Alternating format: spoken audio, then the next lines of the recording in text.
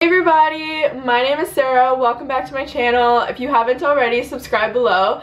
As many of you know, I bought a house with my boyfriend in the fall, and this is so funny. My neighbor is skidooing and his dog is chasing him. Let's see if you can see this.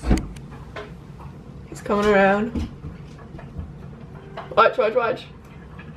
There's my neighbor. And there's his dog back there chasing him.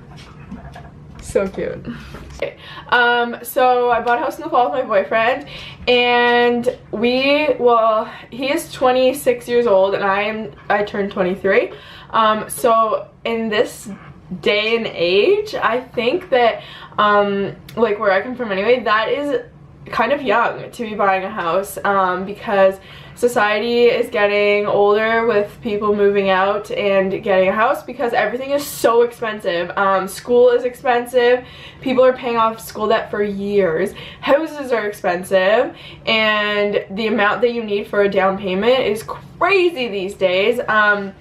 So there's we kind of just decided we didn't want to rent anymore, and we kind of just jumped into this process, which isn't a bad thing because in the end it all worked out. But also, I'm one of the first ones who bought a house out of my friend group, so I hadn't really heard. One of my other friends did already, so I kind of went off her for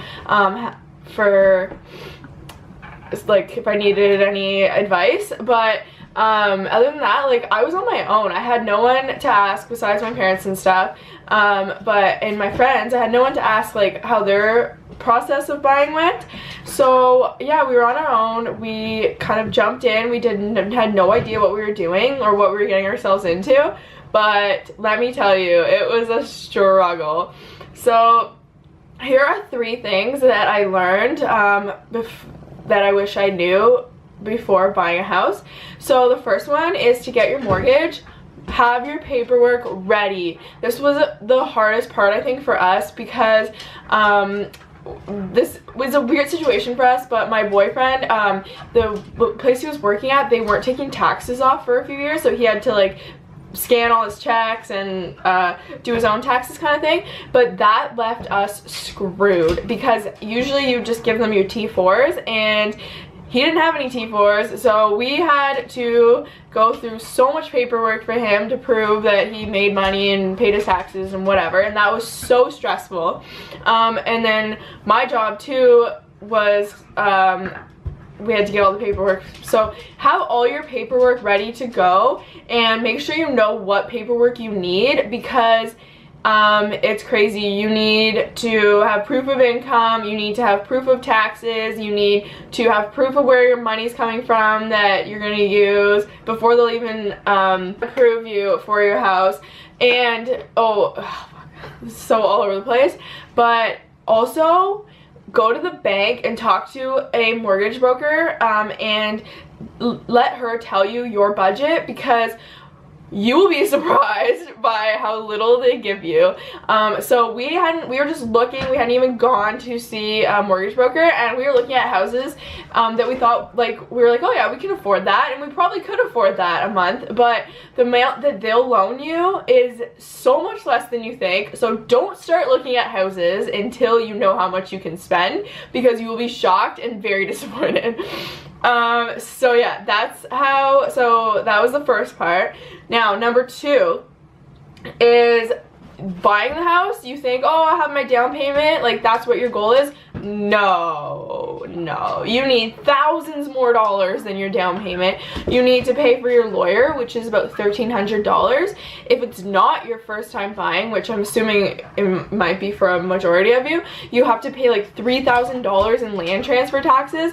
But luckily, because of this thing, I don't know if it's only in Canada or Ontario or what, but anyways, they waive that for first time home buyers. But you have to pay that, as well as your lawyer fees. You have to pay for all your I'm losing my words. You have to pay for all of your inspections. So especially because we have a country house, we had to pay for the house inspection, we had to pay for our fireplace inspection, and then we had to pay for our well inspection, and we had to pay for our septic inspection. So in the city, you wouldn't have your well and your septic, and you probably won't have a fireplace unless you have a wood burning fireplace. But yeah, so those were all the things, plus moving, moving or getting your internet or moving your cable. All that stuff adds up so fast. So you need a lot more money than just your down payment. Let me tell you that right now. That was something I never expected. That blew me in my mind that you needed that much more money than your down payment, because I thought, oh, down payment good. No, girl, no. So then number 3 is the amount you spend a month is going to be significantly higher than the amount that you spend in rent. So most of the time. So we were paying around $900 in rent a month, and that was everything. We had internet, we had like heat and hydro and everything, which is actually pretty cheap for, like, we actually had a pretty good deal. But now we're spending pretty much around $2 grand a month. Now, obviously there is the fact that renting, I was throwing my money away to the landlord, and now, like, your house is your best savings account ever, because you're putting your money away, but you will get it back in the end, and hopefully more, if you buy smart. So yeah, that like adds up. So there's like little things that I didn't even think about. I was like, oh, the mortgage is this. That's great, whatever, like just a bit more than rent. No, we have to pay our propane, which to fill our propane tanks for our hot water and our heat is like $400, and that's every few months in the winter. And then you have to pay your hydro, which is for us around $100 a month. And then you have to pay for internet, and then you have to pay, we have cable, you don't need cable, I wish we didn't have cable. Then you have to pay for your cable, and you have to pay, if you live in the city, you have to pay a water bill. We don't have to pay a water bill here, but you have to pay our hydro bill. And then there's like stupid things like our hot water tank. We have to pay $35 a month to rent it. Like, it's just sitting there and we're paying to rent it. So that's annoying. And we have to pay here to put our garbage out on the road. We have to pay, it's like $1.75, but still. We have to buy tags and like put it on the road. So you have to pay for stuff when it breaks. We've had to like do a lot of, like, this house came pretty much fully remodeled, but there's still stuff we had to do when we got here, and we're still doing every day, which when you rent, like, it's not your problem, it's somebody else's problem. Now here it's our problem, and we have to deal with it. Like our water shut off, the wiring or whatever, it's not my area of expertise, but something happened on Christmas Eve where the water shut off. In the well, the wires were like all messed up. So that cost us some money, and it was unexpected. So you have to have a savings account again. This is where all your savings will come in handy. You have to have a savings account again for the unexpected, because something will break. Just